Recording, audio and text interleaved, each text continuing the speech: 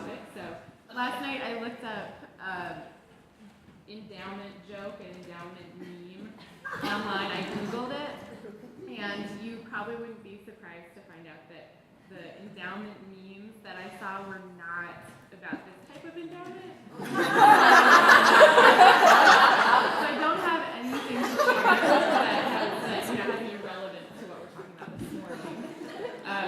So the point of our talk today is two things. One is to talk about our endowments and why are they an important funding tool that provides nonprofit funding sustainability for the long term. And the second point is how do community foundations fit into that picture?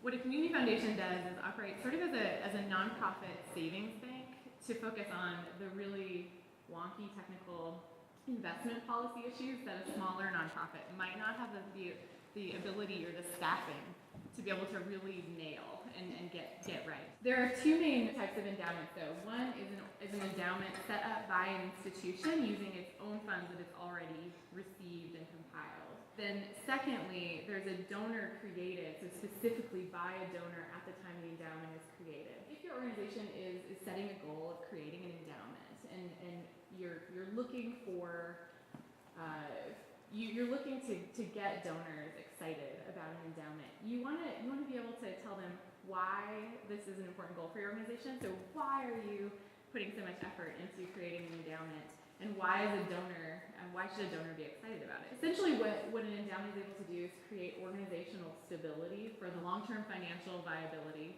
It sends that message to the community. It sends that message to donors that your organization is committed to being around for the long run. So if your endowment is set up for a specific, to fund a specific program, it reduces the pressure on that annual fundraising that we're all really focused on each year, and that causes a lot of organizational stress and takes a lot of time. The income produced from an endowment can reduce a lot of that pressure on annual fundraising, and it creates a stable source of funding for programs. Also, in economic downturns, a lot of times you'll see that an endowment can provide a little bit of stability when maybe grant making or grant pools are smaller based on cutbacks in the federal budget or the state budget. And so it does offer, an endowment can offer a little bit more of a smoother fiscal situation for your nonprofit in light of an economic downturn. In general, the use of an endowment under the law must follow both the charitable purposes of the institution and the original donor intent. One of the important things that you want to do when you accept a gift like this is have a really clear statement of what the purpose for the gift was, and what we call that is a gift acceptance policy.